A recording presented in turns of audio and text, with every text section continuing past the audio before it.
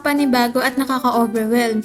Minsan ang pag-manage ng inventory, kailangan pang magpapalit-lipat ng page para lang ma-check ng stocks, mag-update ng presyo o mag-print ng labels. Sa Big Seller Inventory List, magagawa mo na lahat ito sa isang lugar. Tignan ang stock details, mag-set ng alerts, mag-update ng cost, at mag-manage ng shelves ng madali. Siyempre, mas marami pang ino-offer ang Big Seller. Tara, alamin natin kung paano ito gumagana. Sa Inventory Module, hanapin ang Inventory List. Sasagutin natin dito ang dalawang tanong. Una, ano ang makikita natin sa page na ito? Makikita mo ang mga filter option tulad ng warehouse, area, categories, sales status, SKU name, at shelf.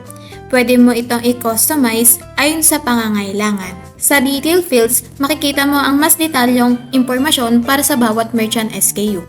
Kasama ang storage location, iba't ibang uri ng stock, cost, at stock alert condition. Napaka-convenient nito para sa pag-manage ng warehouse mo. Pero paalala, kung naka-enable ang peak ang store zoning, hindi mo makikita ang shelf at area dito. Pangalawa, ano naman ang magagawa natin sa page na ito?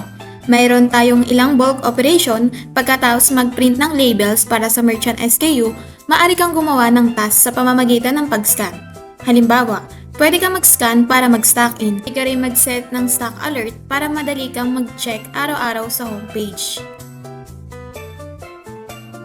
Mas maging accurate ang data analysis mo, pwede mo i-update ang cost. Bukod pa rito, pwede ka mag-import para i-update ang SKU information o mag-export ng merchant SKU information.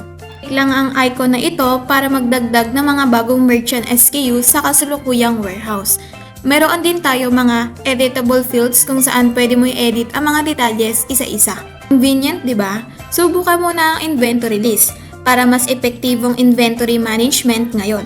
Kung may mga katanungan ka, huwag mag-atubiling makipag-ugnayan sa amin. Customer service para sa tulong.